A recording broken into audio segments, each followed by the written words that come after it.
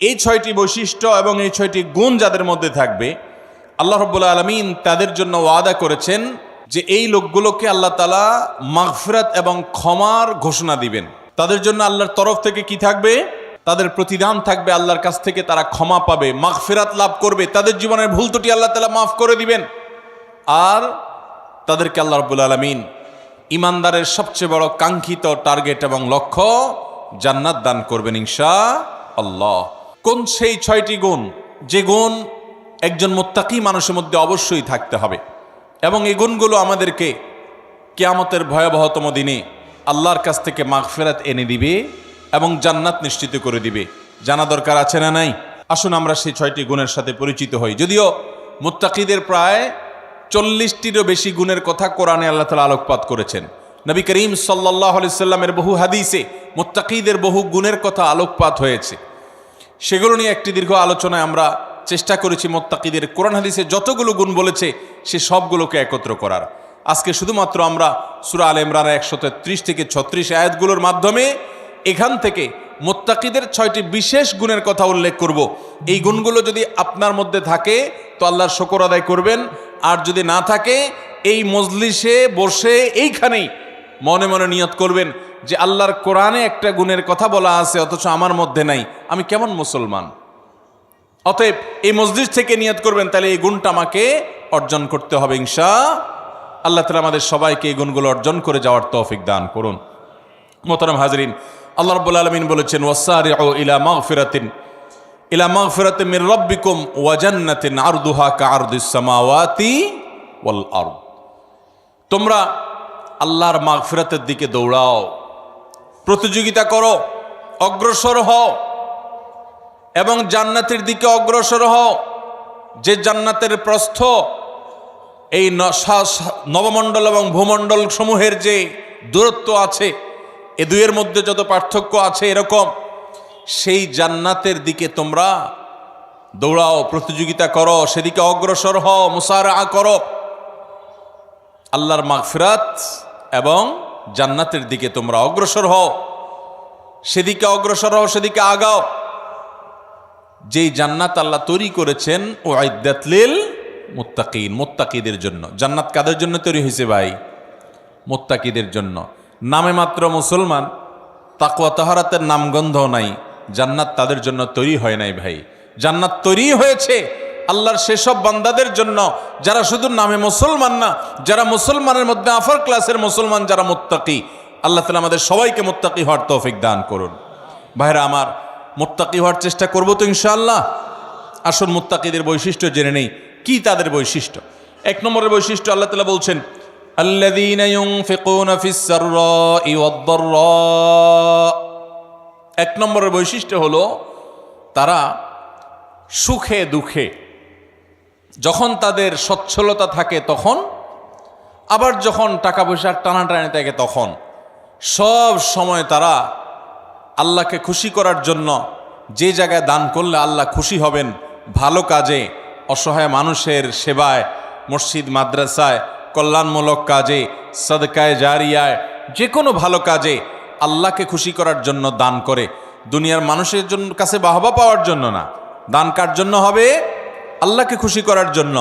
এমনকি আরশের নিচে ছায়া পাওয়া মানুষগুলোর মধ্যে থেকে 7 শ্রেণী মানুষের ভিতরে 1 শ্রেণী হলো যারা দান করে, এমনভাবে দান করে যে তারা এক হাতে দান করে, অন্য হাতও টের পায় না। আর আমাদের তো আজকাল আল্লাহ তাআলা কোনো ভালো কাজ করার তৌফিক দিলে, একটু দানের তৌফিক দিলে, আমরা নাম বলতে বলতে, প্রকাশ করতে করতে, নাম ফুটাইতে ফুটাইতে, জাহির করতে করতে ওইটার সওয়াবের আর কিছুই বাকি থাকে না, বরং সেটা শিরকে আসগরের গুনাহে লিপ্ত হয়ে যেতে হয় রিয়া করার কারণে। মোহতারাম হাজরিন, এই জন্য মুত্তাকিদের 1 নম্বরের বৈশিষ্ট্য হলো সচ্ছলতায় অনেকে দান করে, কিন্তু আল্লাহর এই মুত্তাকি বান্দারা শুধু সচ্ছল থাকলেই দান করবে না, দিনকাল যখন একটু খারাপ যায়, কেনা বেচা দোকানে একটু কম হয়, তখনও সে অকাতরে দেয়, দিতে থাকে, কোনো কার্পণ্য করে না। তাহলে এই বৈশিষ্ট্যটা আমাদের, যার মধ্যে যতটুকু ঘাটতি আছে, এই মাহফিল থেকে, মজলিস থেকে আসুন মনে মনে নিয়ত করে নেই যে ইনশাআল্লাহ এখন থেকে আল্লাহ তাআলা আমাকে যতটুকু তৌফিক দিবেন ওখান থেকে আমি কিছু আল্লাহর রাস্তায় দান করব, আল্লাহকে খুশি করবার জন্য দিব। এবং যখন আমদানি ইনকাম অনেক ভালো তখনও দিব, যখন ইনকাম নাই একেবারে টানাটানি আছে ওখান থেকে একটু বাঁচিয়ে হলেও দিব। কারণ আল্লাহ তাআলা আমার দানের পরিমাণ দেখবেন না, আল্লাহ দেখবেন আমার সামর্থ্যের তুলনায় আমি কতটুকু করলাম। ঠিক না বে ঠিক? ভাইরা আমার, সাহাবা একরাম যা দান করেছেন রাদিয়াল্লাহু তাআলা আনহুম আজমাইন, তারা যা দান করেছেন, আজকের যুগে এমন বহু লোক বাংলাদেশে আছে, পৃথিবীতে অনেক দানবীর আছে যারা এত কোটি কোটি টাকা, মিলিয়ন মিলিয়ন বিলিয়ন বিলিয়ন টাকা আল্লাহর রাস্তায় দান করে, দিনের কাজে দিয়ে দেয়, মানুষের সেবায় দান করে, হয়তো ইখলাসের সাথেও দান করে। পরিমাণ এত বেশি যে সব সাহাবী মিলেও এত টাকা দান করার সুযোগ পান নাই। কথা বুঝেন নাই? সাহাবীদের যুগে এত সহায় সম্পদ তো ছিল না। তারা যা দান করেছেন যদি পরিমাণ একত্র করেন, তাহলে আজকের যুগে এমন বহু পয়সাওয়ালা আছেন যে এক একটা মসজিদ মাদ্রাসার পিছনে 20, 50, 100 কোটি আরো অনেক বেশি খরচ করে ফেলেছেন। আছে না নাই? দেখা যাবে যে সাহাবা একরাম সবাই মিলে যা দান করছেন সেগুলোর বাজার মূল্য বের করলে এরকম একজনের দানের সমানও হবে না। এই হলো পরিমাণের অবস্থা। এবার আসেন দেখি ফজিলত এবং মর্যাদার অবস্থা।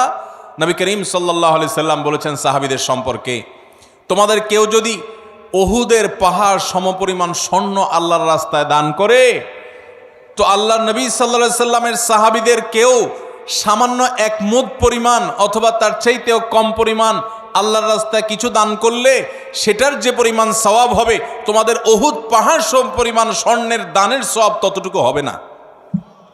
কিসের কারণে ভাই? তাদের দানের ভিতরে যে ইখলাস ছিল, তাদের জানের ভিতরে যে নিষ্ঠা ছিল, নিয়তের ভিতরে যতটা নির্ভেজাল ছিল, আমাদের দান আজ এতটা নির্ভেজাল। তাদের উপার্জন যত হালাল ছিল, তাদের ভেতরকার নিয়ত যত খালেস ছিল, আমাদেরটা ততটা না। এই জন্য ভাইরা, মুত্তাকি মানুষ হিসাবে আমরা সুখে দুঃখে সর্বাবস্থা দান করব। শুধু দান করলে হবে না, আল্লাহকে খুশি করার জন্য দান করব। আর্থিক ইবাদত পয়সা করে দান করলে এই ইবাদতটার মধ্যে ভেজাল বেশি ঢুকে। এই ইবাদতটার মধ্যে ভেজাল কেন ঢুকে? ভেজাল কারণ নিজের ভেতর থেকে নফস বলে, প্রবৃত্তি বলে, মন বলে, এতগুলো টাকা দিয়ে দিলাম, একটা বারের জন্য যদি আমার নামটা ঘোষণা না দেয় কেমন হয়? আমরা একটু বলতে পছন্দ করি, জাহির করতে পছন্দ করি। কিছু মানুষকে শুনাইতে পারলে নিজের কাছে একটু ভালো লাগে যে হ্যাঁ, তারা জানবে আমি দান করছি। এই রোগটা আমাদের মধ্যে আছে না নাই? ভাইরা আমার, এটা কোনো ভালো গুণ না।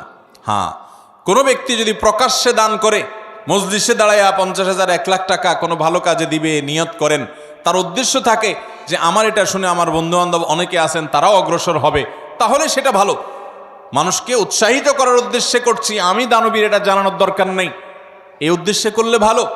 কিন্তু ভাইরা আমার, কিছু দান থাকতে হবে যেই দানগুলো আমি জানি, আমার রব জানেন, আমার স্ত্রীও জানেন না, আমার বন্ধুবান্ধবও জানেন না, মা বাপও জানেন না, ছেলে মেয়েরাও জানে না। এরকম কিছু দান রাখার চেষ্টা করতে হবে ইনশাআল্লাহ।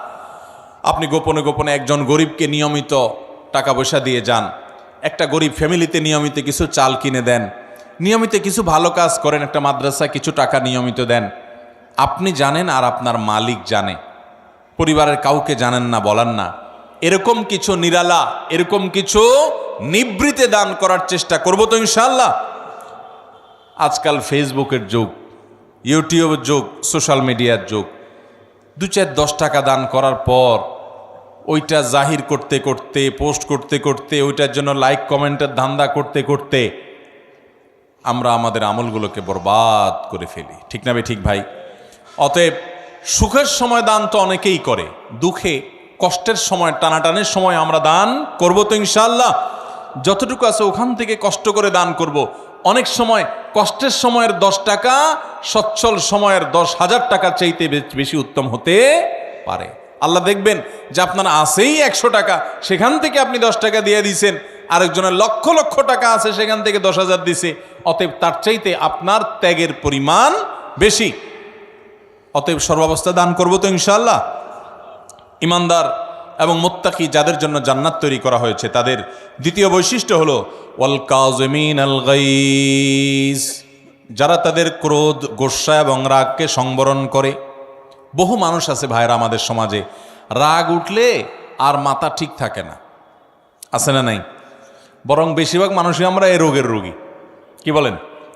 রাগ উঠলে মাথা ঠিক থাকে না।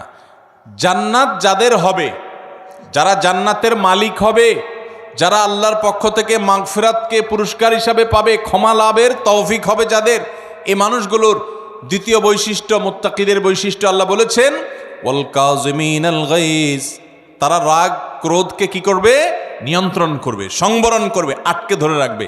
একটা জায়গায় মারাত্মক মেজাজ গরম হয়েছে কারোর উল্টাপাল্টা কথার কারণে, এমন রাগ উঠছে, এখন মনে চাচ্ছে যে ধরে কয়েকটা লাগাই দেই, উথাম থাম মারি, দু চারটা মুখ খারাপ করে বলে ফেলি, একটু ভাঙচুর করি, চিল্লাচিল্লি করি, করার সুযোগও আছে।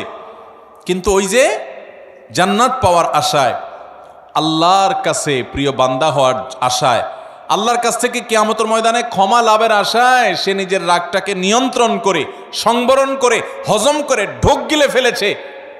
রাগটা প্রকাশ করে নাই, বহুত কষ্টে মুখটা লাল হয়ে গেছে, কিন্তু মুখ দিয়ে কিছু বাইর হয় নাই, হাত দিয়ে কিছু করে নাই, জায়গা থেকে সরে গেছে, ওই স্থান ত্যাগ করে গেছে, নিজেকে নিয়ন্ত্রণ করার চেষ্টা করছে। আল্লাহর এই বান্দারা অনেক শ্রেষ্ঠ বান্দা, অনেক প্রিয় বান্দা। এই গুণটা আমাদের আনার জন্য যুদ্ধ করতে হবে, নিজের সঙ্গে সংগ্রাম করতে হবে। ঘরে ঘরে আজ অশান্তি, সমাজে সমাজে আজ অশান্তি, পরিবারে পরিবারে আজ অশান্তি। এই দোষটার কারণে, এই ত্রুটির কারণে। স্বামীর কথা স্ত্রী সহ্য করে না, স্ত্রীর কথা স্বামী সহ্য করে না, বাপমার কথা ছেলে মেয়ের সহ্য হয় না, ছেলে মেয়ের কথা বাপমার সহ্য হয় না, ভাইয়ের কথা ভাইয়ের সহ্য হয় না, কাস্টমারের কথা দোকান মালিকের সহ্য হয় না, মালিকের কথা শ্রমিকের সহ্য হয় না, একজনেরটা আরেকজনের সহ্য হয় না, আর লেগে যায় গন্ডগোল।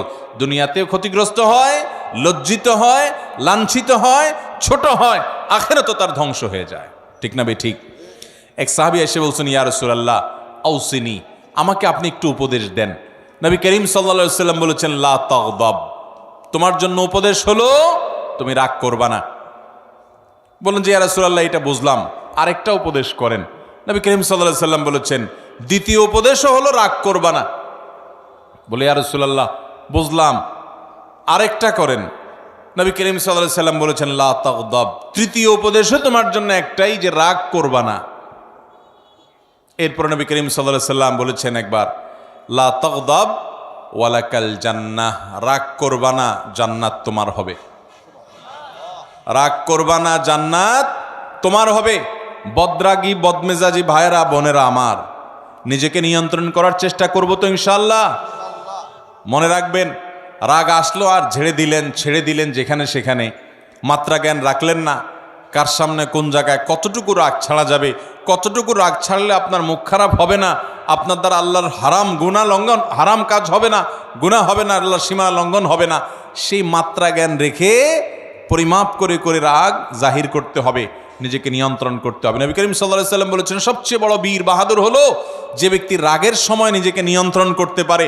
অনেক শরীরে শক্তি আছে, এটা আসল বীরত্ব না, রাগের চোটে শরীরে আগুন ধরে গেছে, মাগার নিজেকে বহুত কষ্ট করে ঠান্ডা করে রাখছে। রাগ নিয়ন্ত্রণ করতে পারে না দেখে ওই জায়গা থেকে বের হয়ে গেছে, মোবাইলে রাগ উঠে গেছে দেখে মোবাইল কেটে বন্ধই করে দিছে, রাগ বেশি হয়ে গেছে দেখি দাঁড়ানো থেকে বসে গেছে, বসা থেকে শুয়ে গেছে, উজু করে নিয়েছে, তারপরেও নিজেকে কন্ট্রোলে রাখছে, রাগের কারণে পরিস্থিতি খারাপ হতে দেয় নাই। এই মানুষগুলো আল্লাহর প্রিয় বান্দা। আমরা চেষ্টা করব তো ইনশাআল্লাহ। দেখেন, জান্নাত যার তার জন্য না ভাই। বদমেজাজি হটমেজাজি রাগের চোটে যা তা বলেন, যা তা করেন, আপনার জন্য জান্নাত নয়। অতএব যুদ্ধ করব তো ইনশাআল্লাহ। শত সহস্র মামলা মোকদ্দমা, খুন, গন্ডগোল, ফাসাদ, মারামারি, এগুলো সব বন্ধ হয়ে যাবে যদি আমরা ইমানদাররা মুত্তাকিদের এই গুণটা অর্জন করি, ওয়াল কাযিমিনাল গাইস। চেষ্টা করব তো রাগ নিয়ন্ত্রণ করার ইনশাআল্লাহ। নাম্বার 3, ওয়াল আফিনা আনিন নাস। 3 নম্বর বৈশিষ্ট্য হলো এই মুত্তাকিদের জন্য, যাদেরকে আল্লাহ তাআলা মাগফিরাত পুরস্কার হিসাবে দিবেন। দুনিয়া থেকে মানুষ যাবে আখিরাতে ভয়ে নিজের অপরাধ পাপাচার নিয়ে পেরেশান থাকবে, আল্লাহ তাআলা বলবেন পুরস্কার নাও, পুরস্কার। পুরস্কার কি? তোমার সব গুনাহ মাফ করে দিলাম, আর তোমার জন্য জান্নাত বরাদ্দ করে দিলাম। সেই বৈশিষ্ট্যগুলো অর্জন করতে পারলে, 6টা বৈশিষ্ট্য অর্জন করতে পারলে এই 2টি নিয়ামত পাওয়া যাবে ইনশাআল্লাহ। তার ভিতরে 3 নম্বর বৈশিষ্ট্য হলো ওয়াল আফিনা আনিন নাস। মানুষকে ক্ষমা করতে জানতে হবে। এটার জন্য একটা বড় কলিজা লাগে, এটার জন্য একটা বড় কলিজা লাগে। ছোট লোকরা এটা পারে না ভাই, ছোট মনের মানুষ, ছোট কলিজার মানুষ এটা পারে না। কি আমার সাথে এমন কথা বলল, এত বড় সাহস, এটা জীবনে ভোলা যায় না, আমি এটা কোনোভাবে ভুলতে পারবো না, না এটা আমার চোখের সামনে যেন না আসে। ঠিক আছে, রাগ যখন ওঠে, মাথা যখন হট মেজাজ হয়, তখন আপনার 1 দিন 2 দিন 3 দিন পর্যন্ত এরকম থাকতে পারে। শরীয়ত আপনাকে এতটুকু অনুমোদন করে, ঠিক আছে, রাগের চোটে মাথা গরম হয়ে 3 দিন আপনি এটা করতে পারেন। মাগার 3 দিনের জায়গায় 3 মাস হয়ে যাবে, 3 বছর হয়ে যাবে, আপনার রাগ একটু নিয়ন্ত্রণ হবে না, আপনি একটুও ক্ষমা করতে জানবেন না, তাহলে আপনি কোন মুখে আরশে আজিমের মালিকের কাছে কিয়ামতের দিন ক্ষমার আশা করেন? কথা বুঝাতে পারি নাই ভাই? আমরা আমাদের রব কিয়ামতের দিন ক্ষমা করুক চাই কি চাই না? যদি চাই তাহলে রবের গোলামদেরকেও ক্ষমা করা শিখতে হবে ভাইরা আমার। কাউকে যদি আপনি ক্ষমা না করেন, তার উপর অনেক জেদ থাকে, অনেক ক্ষোভ থাকে, অনেক রাগ থাকে আপনার ভিতরে, তাতে কষ্ট আপনার হবে কি হবে না? আরেকজনের প্রতি জেদ ক্ষোভ রাগের কারণে ভিতরে নিজের জ্বালা পোড়া হয় না, কষ্ট হয় না?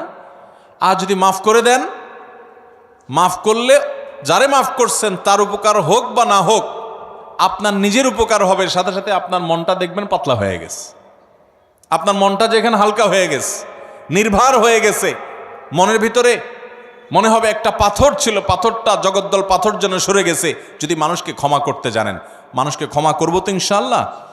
অনেক মানুষ আছে খুব শক্ত, লোহার মতো শক্ত, ক্ষমা করতে জানে না, একবার রাগ হইলে তো হইল, আছে না নাই? এগুলো কোনো ভালো মানুষের, ভালো মুসলমানের, ভালো ব্যক্তির এবং মুত্তাকির বৈশিষ্ট্য হতে পারে। আমরা মানুষকে ক্ষমা করব। এখন কথা হলো, আমি ক্ষমা করলে ও বারবার উল্টাপাল্টা করে, ওর ক্ষতি করে। ভাইরা আমার, ও যদি নিজের ক্ষতি করে সে ক্ষতিগ্রস্ত হবে, কিন্তু আমি তো ক্ষমা করে আল্লাহর কাছ থেকে পুরস্কার পাবো। অতএব আমার লাভ না লাভ নাই, আমি তো আমার নিজের লাভ বুঝবো। পাগলেও নিজের লাভ বুঝে, কিন্তু আমরা নিজেরটা অনেক সময় লাভ বুঝি না। নিজের লস করে হলেও আরেকজনের উপকার করার চেষ্টা করি। আরে ভাই, তার সংশোধন যদি না হয়, আমার অধীনস্থ হলে তাকে আমি শাসন করব, জোর করব, জবরদস্তি করব, রাগ করব, নিয়ন্ত্রিত রাগ, যে রাগের ভিতরে কটু কথা থাকবে না, বিশ্রী কথা থাকবে না, গালমন্দ থাকবে না, জুলুম থাকবে না, সেরকম রাগ করব অধীনস্থ হলে। কিন্তু সেটাও নিয়ন্ত্রিত রাগ হতে হবে। আর মনে রাখতে হবে, ক্ষমা করতে জানলে আল্লাহ ক্ষমা করবেন কোন এক সালাফ, তার অধীনস্থ বারবার একই ভুল করে, বারবার একই ভুল করে, তো এতবার একই ভুল করার কারণে উনি রাগ হয়ে বলছেন, তোমাকে কতবার আর ক্ষমা করবো এই একটা ভুলের কারণে? তখন সে কানে কানে ওনাকে বলছেন, কিয়ামতের ময়দানে আল্লাহর কাছে দুনিয়াতে একই পাপ যতবার করার পরও মাপের আশা রাখেন, আমাকে ততবার করলেই হবে। আল্লাহ তাআলা আমাদেরকে মানুষকে ক্ষমা করার মতো উদার মন মানসিকতা লালন করার তৌফিক দান করুন। তাহলে মুত্তাকিদের 3 নম্বর বৈশিষ্ট্য হলো ওয়াল্লাফিনা আনিন নাস, যারা মানুষকে ক্ষমা করে। 4 নম্বর হলো ওয়াল্লাহু ইউহিব্বুল মুহসিনিন, আল্লাহ তাআলা ইহসানকারীদেরকে ভালোবাসেন। অর্থাৎ এটাও মুত্তাকিদের একটা বৈশিষ্ট্য হবে যে তারা ইহসান করবে। ইহসান মানে যে কোনো ভালো কাজ করবে, আল্লাহর বান্দাদের প্রতি অনুগ্রহ করবে, পরোপকারী হবে, মানুষের উপকার করবে। ভাইরা আমার, ডক্টর খন্দকার আব্দুল্লাহ জাহাঙ্গীর রাহিমাহুল্লাহ এদেশে ক্ষণজন্মা একজন আলেমে দ্বীন ছিলেন, ইসলাম বিশ্ববিদ্যালয় কুষ্টিয়ার হাদিসের প্রফেসর ছিলেন, বহু গ্রন্থ এর রচয়িতা ছিলেন। স্যার রাহিমাহুল্লাহ বলেছেন যে আল্লাহ তাআলা আমাকে কোরআন হাদিসের যতটুকু ইলম দিয়েছেন, দেশে বিদেশে বিভিন্ন ইউনিভার্সিটিতে মাদ্রাসায় দীর্ঘকাল পড়াশোনা করে, শিক্ষকতা করে, ইউনিভার্সিটিতে হাদিস পড়ায় যতটুকু আমি কোরআন হাদিস এবং ইসলামের বই পুস্তক পড়ে ইলম অর্জন করেছি, আমি বুঝেছি গোটা ইসলামের জিস্ট 2টা কথা। তার একটা হলো আল্লাহর প্রতি ঈমান আনার পর এবং আল্লাহর মৌলিক মোটা মোটা ফরজ বিধানগুলো মানার পর আল্লাহর জমিনে যে আমলটাতে আল্লাহ সবচেয়ে বেশি খুশি হন, সেটা হলো কোনো মানুষ যখন কোনো মানুষের উপকার করে। আর দ্বিতীয় কথা যেটা শুনলাম, বুঝলাম কোরআন হাদিস থেকে, সেটা হলো যে কুফরির পর, বড় বড় কবিরা গুনাহগুলোর পর আল্লাহ সবচেয়ে বেশি নাখুশ হন, অসন্তুষ্ট হন বান্দা যখন আরেকজনের ক্ষতি করে, ক্ষতি করার চেষ্টা করে, পিছে লাগালাগি করে। ভাইরা, এই রোগটা, মানুষের পিছে লাগার রোগটা আমাদের মধ্যে আছে না নাই? আছে। অযথা দেখবেন মহিলাদের মধ্যে এ রোগ আছে, দোকানদারদের মধ্যে এ রোগ আছে, রাজনীতিবিদদের মধ্যে এ রোগ আছে, হুজুরদের মধ্যে এ রোগ আছে, সাধারণ মানুষের মধ্যে এ রোগ আছে, যে পিছে লাগ, এর গোষ্ঠী উদ্ধার কর, আছে না নাই? ইমানদার কারোর পিছে লাগবে না ভাই। ইমানদার নিজের চরকায় তেল দিবে। আমার কি হবে কিয়ামতের ময়দানে আমি জানি না। জীবনে 4 রাকাত নামাজ ঠিকমতো নামাজ পড়ে মনোযোগের সাথে খুশুখুশুর সাথে পড়ে আল্লাহর কাছে পেশ করার মতো রেডি করতে পারি নাই। কত ত্রুটি, কত মনোযোগ কোন দিক চলে যায়। সেখানে আমি সারা দুনিয়ার মানুষকে নিয়ে লাগবো, আমার নিজের কি হবে সেই চিন্তা করবে, সেই সাথে অন্যের ইসলাহ করব, মানুষের ক্ষতি করার উদ্দেশ্যে, ছিদ্র বের করার উদ্দেশ্যে, দোষ ধরার উদ্দেশ্যে পিছনে লাগালাগি করা, ধর্মের নামে, ইসলামের নামে আমরা অনেক সময় এক গ্রুপ আরেক গ্রুপের বিরুদ্ধে লাগি কি লাগি না ভাইয়েরা, ফেসবুকে, সোশ্যাল মিডিয়াতে, অনলাইনে, অফলাইনে। তো ইমানদার এটা করবে না। ইমানদার পরোপকারী হবে, মানুষের কল্যাণকামী হবে, ইহসান করবে এবং যে কোনো ভালো কাজ পাইলেই সেটা করার চেষ্টা করবে। আল্লাহু ইউহিব্বুল মুহসিনিন। 5 নম্বর বৈশিষ্ট্য হলো ওয়াল্লাযীনা ইযা ফাআলু ফাহিশাতান আও যালামু আনফুসাহুম যাকারুল্লাহ। যারা কোনো অশ্লীল, অন্যায়, জেনা, ব্যভিচার, অপরাধমূলক যে কোনো কর্মকাণ্ড, কোনো একটা গুনাহের কাজ করে ফেলেছে, কারোর গীবত করে ফেলেছে, কাউকে কষ্ট দিয়ে ফেলেছে বা কোনো একটা গুনাহ করে ফেলেছে, ওয়াল্লাযীনা ইযা ফাআলু ফাহিশাতান আও যালামু আনফুসাহুম, অথবা নিজের প্রতি নিজে অবিচার করেছে। ভাইরা আমার, আমরা গুনাহ করলে কার ক্ষতি হয়? আল্লাহর ক্ষতি হয়। আল্লাহর কোনো হুকুম লঙ্ঘন করলে আল্লাহর ক্ষতি হয়। আল্লাহর কোনো ঠেকা আছে ভাই? আমরা দুনিয়ার সব মানুষ মিলে যদি একত্র হয়ে সবাই মিলে যদি হারামে চলে যাই, আল্লাহর কোনো লস আছে? আল্লাহর কোনো লস নাই। আর আমরা সবাই মিলে যদি আল্লাহর গোলামি শুরু করে দিই, আল্লাহর কোনো লাভ আছে?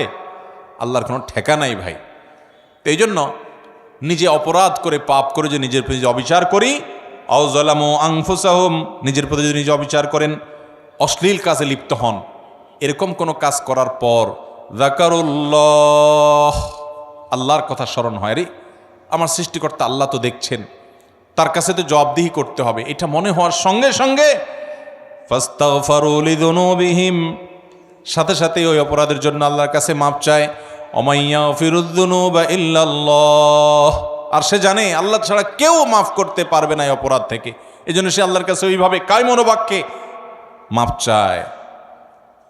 এই বৈশিষ্ট্যটা থাকবে যাদের, মুত্তাকিদের, যে কোনো গুনাহ হলে মানুষ হিসাবে গুনাহ হয়ে যেতে পারে, যখনই গুনাহ হয়ে যাবে সাথে সাথে বিলম্ব না করে দ্রুততার সাথে আল্লাহর কাছে মাপ চাইবে। আল্লাহর কথা স্মরণ হবে, আরে আমি তো এটা করতে পারি না, ইমানদার হিসাবে, জান্নাত প্রত্যাশী মানুষ হিসাবে সে আল্লাহর কাছে মাপ চাবে। 6 নম্বর বৈশিষ্ট্য হলো ওয়ালাম ইউসিরু আলা মা ফাআলু ওয়া হুম ইয়ালামুন, এবং একটা পাপ একবার হয়ে গেলে নিজেকে নিজে সে ভৎসনা করে, রাগ করে, নিয়ন্ত্রণ করে, আর সে সেই অপরাধের ধারে কাছেও যায় না। একবার হয়ে গেছে, আল্লাহর কাছে মাপ চাইছে, আর যেন না হয় সেজন্য সে আপ্রাণ চেষ্টা করে। এটা হলো 6 নম্বরের বৈশিষ্ট্য। এই বৈশিষ্ট্যগুলো আবারও আমি এক নজরে বলে দিচ্ছি। নাম্বার 1, যারা দান করে সুখে দুঃখে সর্বাবস্থায়। নাম্বার 2, যারা নিজের রাগ গুসাকে নিয়ন্ত্রণ করে, কন্ট্রোল করে। নাম্বার 3, যারা মানুষকে ক্ষমা করে। নাম্বার 4, যারা মানুষের প্রতি ইহসান করে এবং যে কোনো ভালো কাজ সে করার চেষ্টা করে।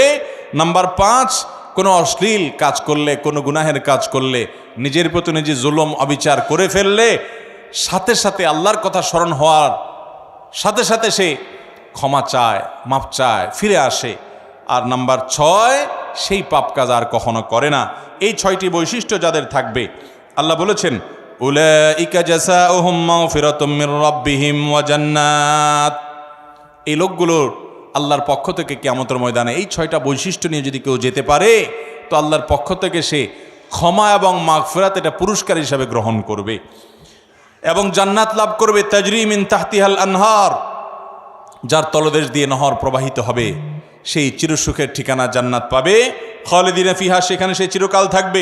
ওয়া নি'মা আজরুল আমিলিন, আর আল্লাহর জন্য আমলকারী বান্দাদের পুরস্কার কতই না সুন্দর এবং উত্তম হবে ইনশাআল্লাহ।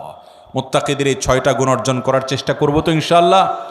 আমি যেটা শুরুতে বলেছি এখন আবারও বলছি, আপনার আমার ভিতরে সেটা আছে না নাই ওইটা রিলেট করি, ওইটা খেয়াল করি, যেটা নাই ওইটা আনার চেষ্টা করি, করবো তো ইনশাআল্লাহ।